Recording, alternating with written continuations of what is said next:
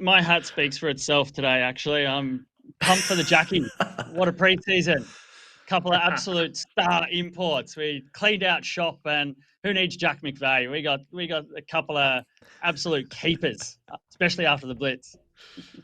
That's it, boys. All right, today's episode, all about the NBL Blitz. Going to talk storylines, debate a few things, and kind of build on the excitement that come out of that tournament in Canberra and look ahead to NBL 26. Now, Josh, the first thing I want to kind of speak about is the Tassie JackJumpers. And Jez has already been on the road there with these boys. Give us your initial kind of thoughts about the JackJumpers and then dive into it a little bit more. Yeah, well, it's quite funny, mate, because, you copped a bit of shit last week on the Basketball Fix on, I think it was Instagram and YouTube for having them missing the 6 last week. You kind of just briefly threw out your 4 names who you thought were going to miss the finals heading into NBL 26. And a couple of people got pretty rolled up, and that's what Tasmanians do. They love to get pretty defensive, and, it's obviously that mantra of it's us against the mainland as well, and I absolutely love it. But I was pretty similar. I didn't really think that they were a lock to make the top 6, but watching them over the Blitz, I think they're a genuine lock now as well. So you look at the overall mix, and again, the concerns and the questions will come at Josh Bannan and Will Magnay's expense, purely based around injury, not over performance. Those guys were absolutely incredible at the NBL Blitz. I think Josh Bannan had a 22-point, 11 rebound game with 2 blocks, and Will Magnay pretty much didn't blow the stat sheet apart, but did everything so well. Averaged around that 9 points, 9 rebounds, 3 assists, 2 blocks, roughly numbers as well. So he was incredible. But I think for me, though, mate, it was the 3 imports that really genuinely surprised me. And they all did it in different ways. You had Bryce Hamilton, who's probably had the most talk about him heading into NBL 26. I know guys like Pete Hooley in particular have been very hot on him. But he was really, really impressive. He had one game where he had 25 points. The second game was a little bit less than that. And then similar with David Johnson as well. He had about 3 points or 6 points in the first game. And then the second game, he had a 25-point explosion as well and was really solid. So those 2 guys, if they can, I guess, zone into how they're going to work together and sort of picking their poison in terms of when they take shots and when they pass the ball around, it's going to be super exciting. But I think what I'm going to go here now, though, he's quickly become my favourite player in the NBL. Tyger Campbell, I put a video out after their first game against the Cairns Taipans, I think it might have been. This dude just impressed me. Like, when we're talking about genuine point guards and what the Tassie JackJumpers have probably needed for the last couple of seasons, it's been that guy who can control the tempo, find the shots, find their players in good positions, and really make the team look quite well-strung and I guess really together as well. And he averaged 8 assists over the NBL Blitz, 14 points and 8 assists in the first game, and then 12 points and 8 assists in the second game as well.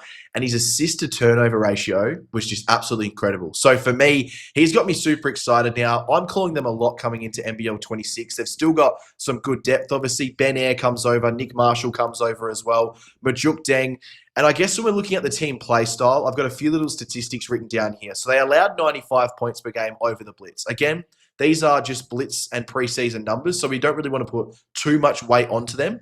But I think they are going to probably allow a few more points this season. This team it still feels balanced, but it feels more balanced in the offensive end than defensive end, which is going to be exciting, I think, for the JackJumpers.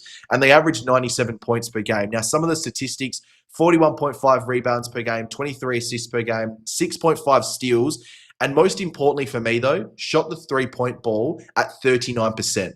Something that they were very horrible at last season as well. So all these numbers are, steadily increasing. Bryce Hamilton averaged 17 points over the 2 games. Josh Bannan, 18 points over the 2 games. And Will Magnay, 12 points over the 2 games as well. So all these numbers are looking really, really good. And I think right now, I know it's very early, but we can still, I think, lock the Tasmania JackJumpers into a final spot. Preach it, brother. Preach it. All right, Josh, take a breath, mate. Jez, I think I might just give the podcast back to Josh here and let him run it himself. No talk about Perth. It's all about Adelaide and the JackJumpers now, man. What's going on? NBL 26. It's the whole new Josh Higgins. I love it. Got to be more broad, I guess. But enough of me talking right now. It's time for Jez to have a couple of words as well. Yeah, Jez, we should just give him the podcast back, mate. We don't have to talk anymore. He can he can run solo, but it's all right. He can run solo when he's given credit where credit is due. But I think quickly just on the JackJumpers, while we're there, I think you did a good interview with Darren Smith just at the end of last season, and he gave that clear picture that they were out after a more attacking style of player, and they were going to sort of shift things over there. And that's exactly what they've done, and they've found those guys.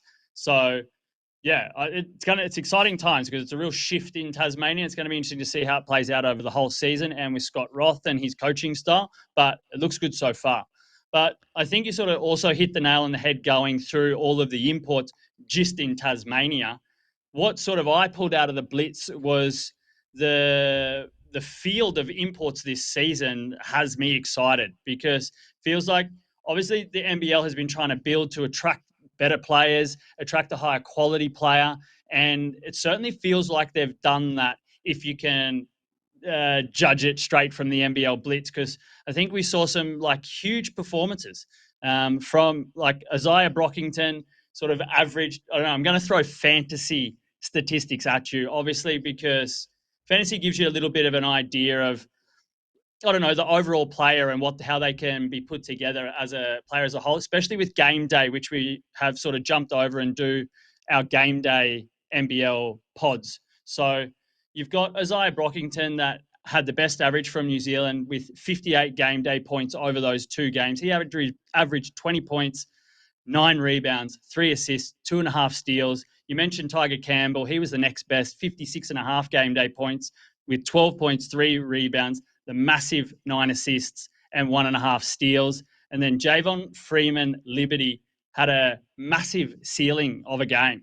So he scored 71 game day points against Sydney with 27 points, 5 rebounds, 4 assists, 4 steals. So we can see these imports being able to put up some massive numbers straight away. Yes, it's a little bit easier to do that in the NBL Blitz. Teams don't play defense as much, but I think you can see that there's a high quality. We got some players that just might be able to push the button like Kendrick Davis did last year in his first season in the NBL. And that's what you want to see. That's what the NBL wants. That's their goal. So we felt like the NBL has been moving forward each and every year over the last few years. And it feels like maybe now we're starting to attract some of the top grade talent that are still trying to get into the NBA, just like Kendrick Davis. And we might have a couple of guys here that are going to be at that level straight away. So that's what sort of gets me pumped about this season and got me pumped after watching some NBL Blitz action. Have you boys not learned from all your years in sports, premierships are not won in the preseason? We don't care. We're just trying to get pumped. There's going to be offense. There's going to be steals. There's going to be blocks. There's going to be 3 points. Come on. We're just getting pumped for the season, Ryan. Stop being a fucking party pooper. Get pumped all you want, but don't be taking these performances something that's going to be we got to, Ryan. Coming night to night, every single night throughout this season. I think you need to take it with a pinch of salt, boys. You can be excited about how teams have played, about how guys have been performing on the floor, but I think the freedom of play is going to be reined in when round 1 finally comes, and some teams are going to be structured a little bit differently, and there's going to be different focuses in their gameplay, especially on the defensive side, and that's kind of what you touched on a little bit there. But Josh, I'm interested to hear from you about... Who invited this guy to the podcast? Huh? Hey, you talk about being a downer, mate. I'm down. Don't be throwing Get shit. excited. Tassie hat over We there. got some basketball. We got some basketball going. The JackJumpers are going to win the comp. Come on. The season can end now. It's beautiful. It's right where it should be. But Josh, what other aspects did you take out of this Blitz? And maybe is there a team where you thought maybe they didn't expect or didn't play up to your expectations?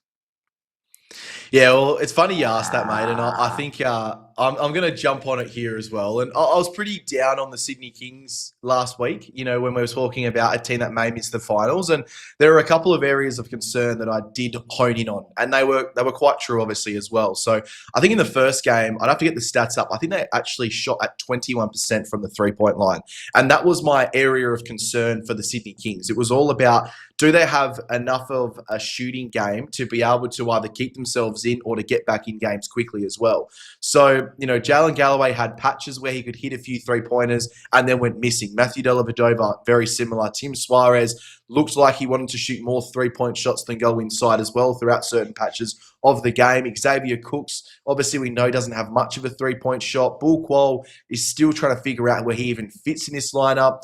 Kwat Noi looked a little bit down on confidence as well. So again, it's still the Blitz and it is still preseason. But for me, I'm just concerned with the Sydney Kings. Like I dead set, I'm really concerned with them. The structure, they're very top heavy. You probably look at them and you kind of would be like, what do you mean they're top heavy? But I think they are. The guys who they're expecting growth from maybe won't give that growth. Like I look at a Jalen Galloway, he should be coming into this season sky high on confidence. And it looked like they've sort of brought him back to reality a little bit and have made him that role player again instead of just letting him just harbour his natural game as well. So, yeah, again, like you bang on when you are talking about, we can't take too much out of it. But what we can take out of it is game styles and how you play.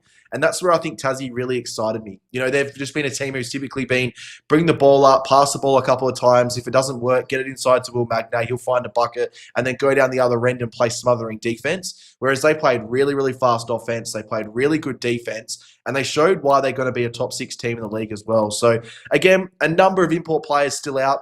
Adelaide didn't have Bryce Cotton, nor do they have Montrezl Harrell. The Perth Wildcats are still looking to sign that last import. Same with the Illawarra Hawks. I don't know what they're doing. So there's a couple of pieces to the puzzle for all these teams to still be assessed. But one more quick one. The Brisbane Bullets, like a 30-point flogging at the hands of Melbourne United in preseason. It's not a good sign. But that team in there in Melbourne looks really strong. And Jesse Edwards looks like a genuine superstar as well. So it was just exciting having basketball back. It was really, really exciting for sure. All right, boys, let's move on to a next segment. And Josh, it feels like you maybe have found a bit of an opportunity for the NBL to get some more fans on board. A bit of a lull